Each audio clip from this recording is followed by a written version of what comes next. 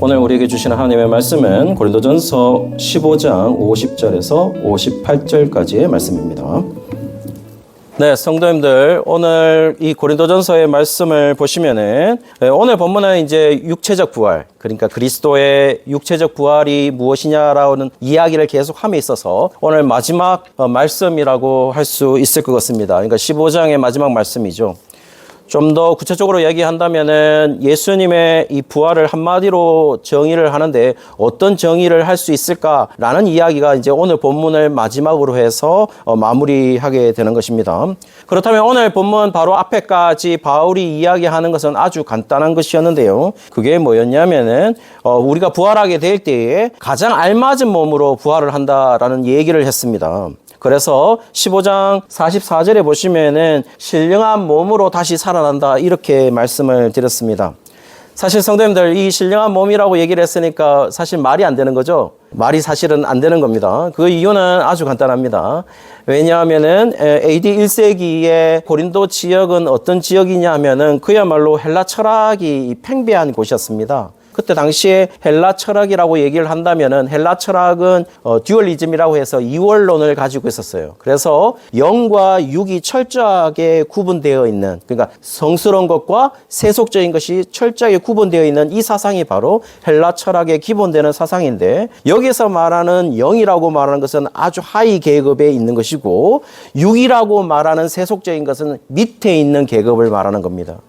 그렇다고 할 때 헬라 철학이 말하는 것은 영과 육은 그야말로 함께 할 수 없는 그런 존재들을 의미하고 있는 것이죠. 그런데 이 본문에서 신령하다 했을 때 신령은 영에 속한 것을 말하는 것이고 몸이라고 말하는 것은 육에 속한 것을 얘기하는 것이죠. 그러니까 헬라 철학이 팽배했던 그 도시에다가 부활을 하는데 어떤 부활체로 부활을 하느냐라고 했을 때 신령한 몸이라고 얘기했을 때 아무도 알아들을 수 없는, 심지어는 영과 육이 함께 있는 거잖아요. 신령한 몸이라 하는 것은. 그러니까 함께 할 수 있는 두 존재를 함께 할 수 있는 존재로 설명했으니까 당시 헬라 철학을 가지고 있는 사람들은 모두 다 지혜자들이었어요. 모든 사람이 지혜라고 얘기했는데 바울이 전파할 때 뭐라고 말했냐면은 믿는 자들은 죽지만은 부활할 것이야. 그리고 부활하면 신령한 몸을 가진다라고 얘기를 했을 때 그 신령한 몸이라는 단어를 헬라어, 그리스어를 들을 때마다 사람들은, 철학자들이 어떻게 생각했습니까? 뭔 저런 말도 안 되는 소리를 어떻게 저렇게 할 수 있어? 영과 육이 함께 있을 수 없는데, 위에 있는 계급과 밑에 있는 계급이 함께 할 수 없는데, 성스러운 것과 더러운 것이 함께 할 수 없는데 어떻게 저렇게 말할 수 있어? 저런 어리석은 것들이라고 얘기를 했겠죠. 사실은 세상 사람들이 볼 때는 그리스도의 복음이 그야말로 어리석은 그런 말뿐임을 지금 얘기를 하고 있는 것이죠. 그런데 지금 바울이 그 이야기를 하고 있다는 겁니다. 그러면서 얘기하고 있는 거죠. 부활할 때는 어떤 몸이다? 가장 알맞은 몸인데 그 부활에 가장 알맞은 몸이 바로 신령한 몸이다. 이렇게 얘기를 하고 있고, 그렇게 변화하는 것을 49절에 보시면은 뭐라고 얘기를 하냐면은 처음에는 우리가 흙에 속한 자의 형상이었다라고 얘기해요. 아담의 형상이죠. 그런데 부활 시에는 하늘에 속한 이의 형상을 입을 거다 이렇게 얘기합니다. 그냥 예수님을 말하는 거죠. 그러면서 우리는 창조시 아담과 같은 흙에 속한 자의 형상을 입었지만은 결국 고린도교의 성도들이요, 당신들이 만약에 부활할 때는 하늘에 속한 이로써 예수님의 형상을 입을 것을 지금 얘기를 하고 있다는 겁니다. 그러면서 이유도 설명했습니다. 23절에 한번 보시면은 이렇게 돼 있어요. 부활의 첫 열매인 예수님이 계시는데, 그러니까 예수님의 부활 그 과정을 그대로 우리가 그렇게 부활할 거다, 이런 얘기를 지금 계속하고 있는 것이죠. 그러면서 오늘 본문부터는 그렇다면은 예수님의 부활을, 그러니까 예수님의 부활을 그대로 가는 우리의 부활을 어떻게 정의할 수 있는데 라는 이야기를 계속하고 있는데요. 오늘 본문 첫 절에 50절 한번 보시죠. 50절에 보시면 지상에 있었던 몸으로 하나님 나라에 들어갈 수 없다 이렇게 말을 하고 있습니다. 그렇죠? 지금 가지고 있는 물리적인 몸으로 우리는 하나님 나라에 들어갈 수가 없죠. 그래서 51절에 보시면은 하나님 나라에 들어가기 위해서는 어떻게 합니까? 우리의 몸이 홀연히 다 변화할 것이다 이렇게 얘기하고 있습니다. 성도님들, 여기서 가장 중요한 단어가 뭘까요? 부분적으로 변하나요? 그게 아니라 홀연히 다, 원문에도 나와 있습니다. 다 변할 거다, 완전하게 변할 거다 이렇게 얘기를 하고 있습니다. 그러면서 52절에 보시면은 시간도 얘기를 했어요. 언제 변하는데? 라고 얘기했을 때 나팔 소리가 날 때라고 얘기했으니까 언제를 말하는 것이겠죠? 예수님이 다시 오시는 날을 말하는 것이겠죠. 그날에는 죽은 자들이 썩지 아니할 것으로 다시 살아나고 우리도 함께 변할 거다 이렇게 얘기를 하고 있습니다. 결국 뭘 말하는 겁니까? 하나님 나라에 갈 가장 알맞은 몸으로 변화할 것이다 라는 얘기를 하고 있는 것이죠. 그러면서 다시 살아나서 하나님 나라에 가장 알맞은 몸으로 변화한다라는 그 의미가 뭘까라고 얘기를 했을 때 54절을 보시면은 이사야 25장 8절 상반절을 인용을 합니다. 사망을 영원히 멸하실 것이다 라고 되어 있어요. 근데 그거를 그대로 거의 비슷하게 바울이 가져왔습니다. 54절 어떻게 되어 있죠? 사망을 삼키고 이기리라 이렇게 되어 있습니다. 뭘 말하는 겁니까? 부활을 통하여서 사망을 이길 것을 얘기하는 것이죠. 그러니까 부활의 승리를 말하고 있는 겁니다. 그러면서 55절에도 또 다른 의미를 설명했는데요.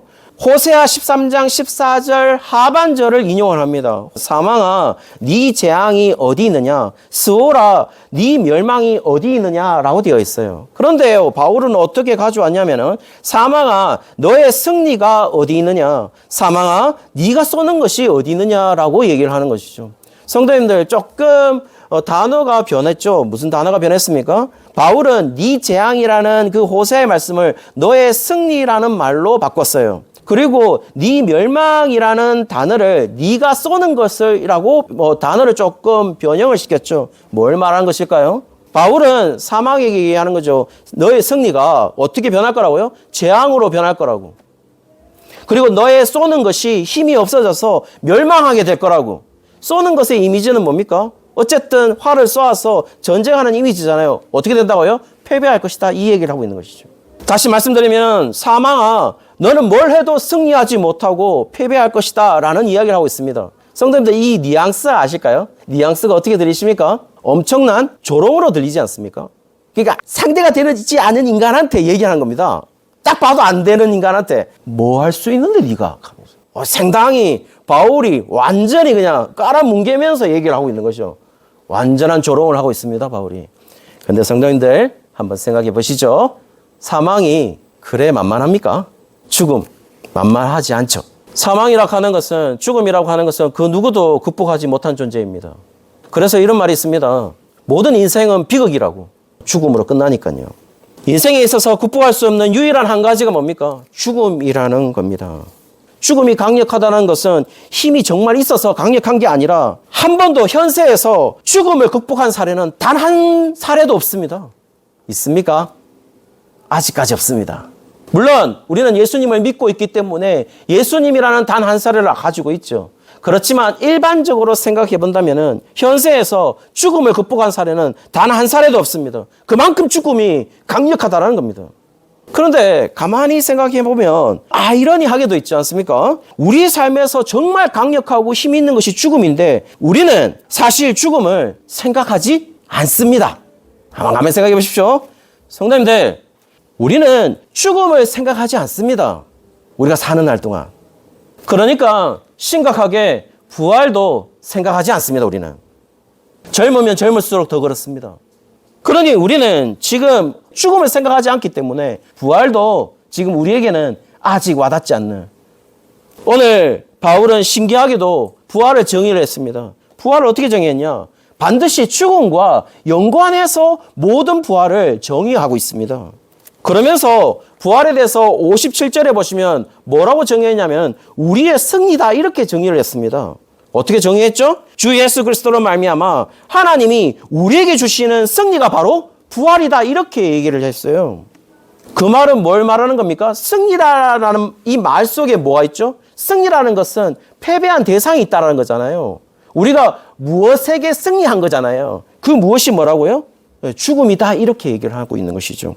오늘 본문에 56절 한번 보시죠. 특이하게 설명했는데요. 사망이 죽음을 가져온다 이렇게 말하고 있어요. 또 사망을 가져오는 것이 죄다라고 말하고 있습니다. 그러니까 죄가 죽음을 가져오는 것이라고 생각하고 있어요. 그러면서 죄라고 하는 것을, 사망이라고 하는 것을 권력화시켜서 인격화시키고 있는 거죠. 그러면서 힘이 있어서 죽음을 주관하는 것으로 그렇게 이야기를 하고 있습니다. 그러면서 마치 죽음 대 부활, 어떤 이런 대결 구도로 얘기하는 것처럼 바울이 말하는 것 같아요. 그러면 실제로 이제 묻고 싶은 게 있겠죠. 진짜 바울이 얘기하려고 하는 것이 그거였을까? 진짜 바울이 요 표면대로 이해한다면은 사망과 죄가 죽음을 주관하고 있는 것일까요? 바울이 말하려고 하는 게 그것이었을까요? 혹시 또는 죽음이라는 것을 주관하는 것은 사단일까요? 바울이 얘기하려고 하는 것이 그거일까요? 진짜 죽음과 부활의 대결 구도를 가지고. 그렇다면 하나 물어보고 싶은 것이 있습니다. 예수님의 죽음은 그럼 누가 주관하셨습니까? 그것도 사단이 죽음을 관장하니까 사단이 예수님을 죽였다고 생각하십니까? 세상이 예수님을 죽였다고 생각하십니까? 그냥 성경이 말하는 표면 그대로. 실제로 예수님의 죽음은 계속해서 구약 성경 속에서 예수님이 죽을 것을 얘기를 했습니다. 고난받고 죽을 것이다.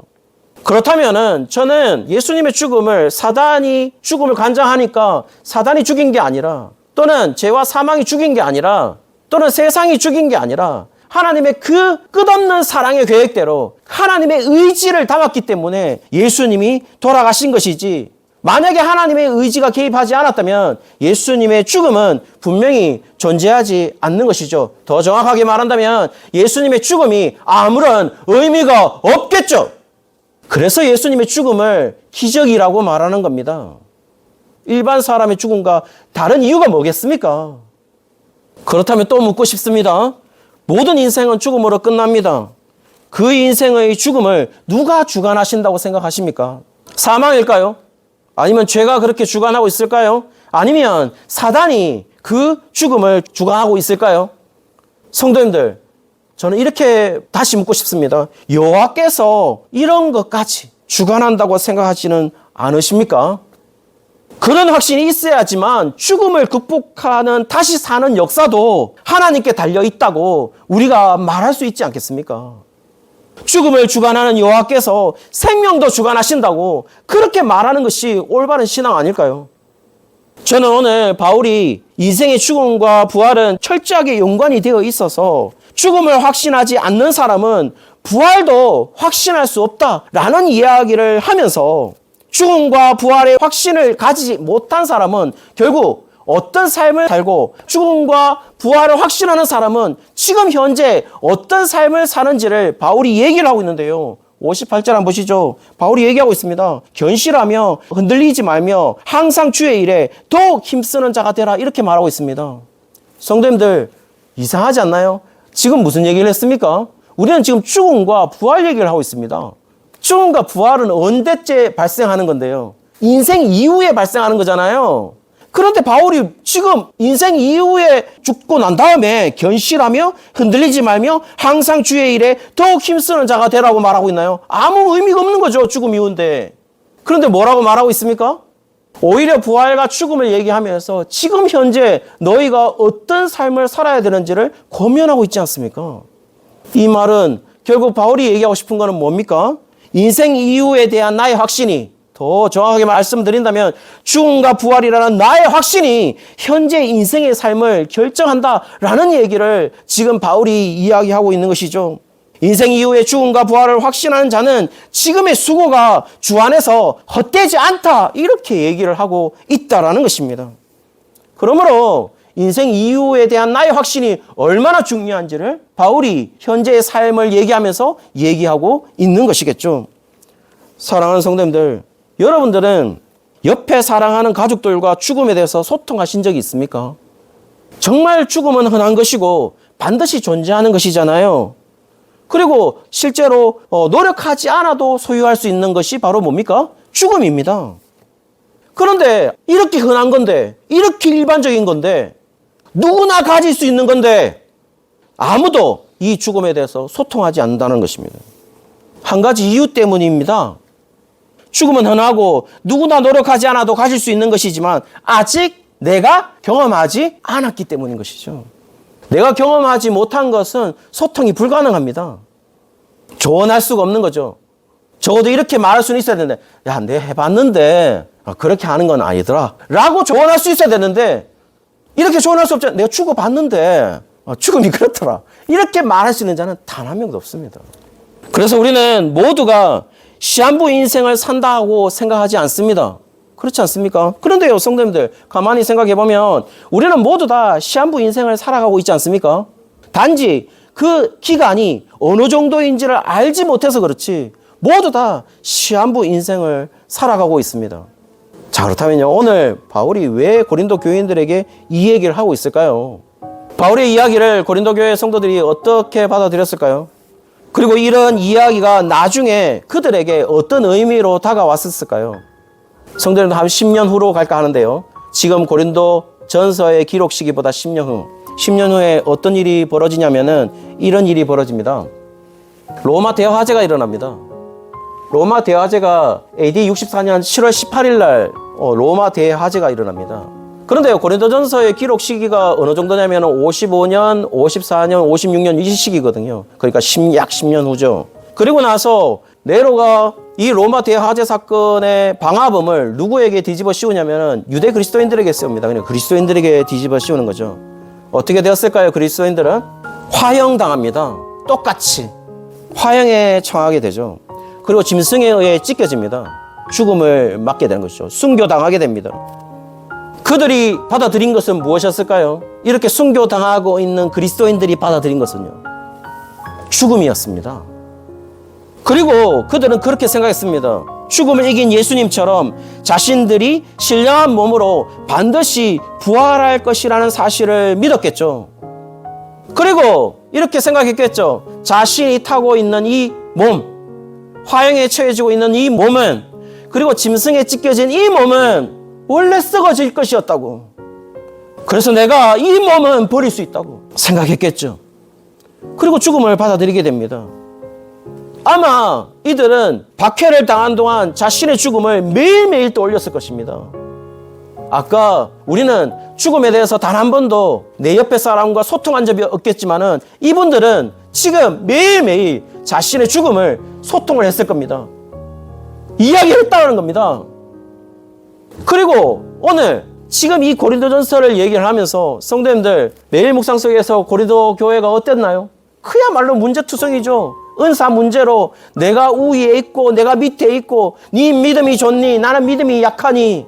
나는 기득권이니? 나는 기득권이 없니? 너는 아볼로파니? 나는 바울파니? 나는 그리스도파니? 라고 하면서 자신의 힘겨루기를 하면서 싸웠습니다. 자, 성도님들, 과연 10년 후에 고린도 교회에 순교당하는 박해를 맞이한 이 사람들에게 그런 문제들이 문제로 다가왔을까요? 단 1도 문제가 아니었을 겁니다. 자신이 얼마나 쓸데없는 일로 문제를 일으켰는지, 그게 교회의 중심에 있어야 될 문제가 아니라는 사실들을 분명히 알았을 것입니다. 그리고 죽음을 앞에 두고 있는 고린도 교회 성도들은 방으로 기도하기보다는 공동체 전체가 단 하나의 기도만을 했을 것으로 보입니다. 뭐라고요? 두려움보다는 담대함을 달라고.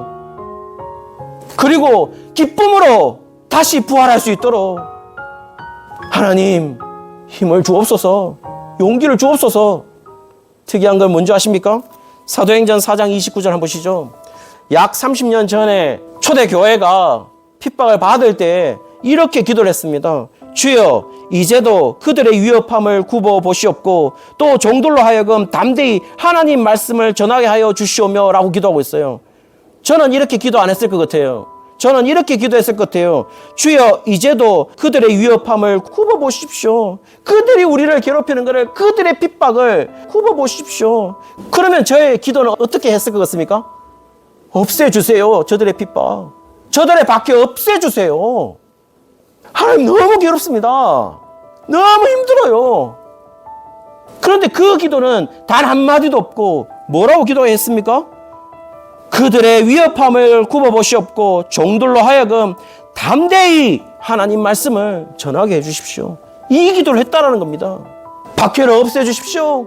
순교당하지 않게 해주십시오. 적어도 죽음만은 피하게 해주십시오. 이 기도가 아니라 이런 상황 속에서도 주의 말씀을 담대히 전하게 해주십시오. 아마도 이 말이 맞다면 이렇게 기도했을 것 같아요. 고린도 교회 성도들이 순교당하고 있는 하나님, 담대하게 이 죽음을 맞이하게. 우리에게 너무나도 충격적인 겁니다. 이것이 진정한 부활신앙이 아닐까요? 바울은 58절에 이렇게 얘기합니다. 견실하며 흔들리지 말 것을. 아마 바울이 10년 후에 이 일이 있을 것인지 얘기는 했는지는 알 수는 없습니다. 그러나 이렇게 얘기합니다. 현재를 살아감에 있어서 죽음에 관하여 그리고 부활에 관하여 확실한 자신의 대답이 없다면 현재 어떻게 살아가는지에 대한 그 답도 자연히 없을 수밖에 없다고. 결국 현재를 살아가는 답은 어디에 있느냐? 죽음과 부활에 관한 확실한 답을 가지고 있어야 현재 살아가는 답도 있는 것이라고. 사랑하는 성도님들, 이번 주 바쁘게 살아가시겠죠? 또 그렇게 살아가실 것입니다. 그 살아가는 그 과정 속에서도 한 번쯤은 성도님들, 내 옆에 사람과 함께 죽음에 관한 이야기들을 한 번쯤은 소통하시는 것이 어떻겠습니까? 적어도 나 자신과도 한 번쯤은 소통하시죠. 죽음에 관하여. 그게 맞습니다, 성도님들. 그리고 할 수만 있다면 옆에 사람과 그리고 자녀들과 죽음에 관하여 이야기하는 건 저 맞다고 생각합니다. 그래야지만 뭐가 보이죠? 뭐가 확신이 듭니까? 반드시 우리가 부활할 것이라는 확신이 우리에게 있지 않겠습니까? 그리고 성도님들, 오늘 바울이 얘기하는 게 뭡니까? 그런 죽음과 부활에 대한 확신이 있어야지만 현재 내가 어떻게 살아갈지가 결정이 된다고 오늘 얘기합니다. 뭐라고요? 너희들은 결실하며 흔들리지 말을 것이라고. 오늘 그 소망으로 현재 흔들리지 않고 살아가는, 아니 살아내는 우리 모든 그 교회 성도님들 되시기를 주의 이름으로 축원합니다.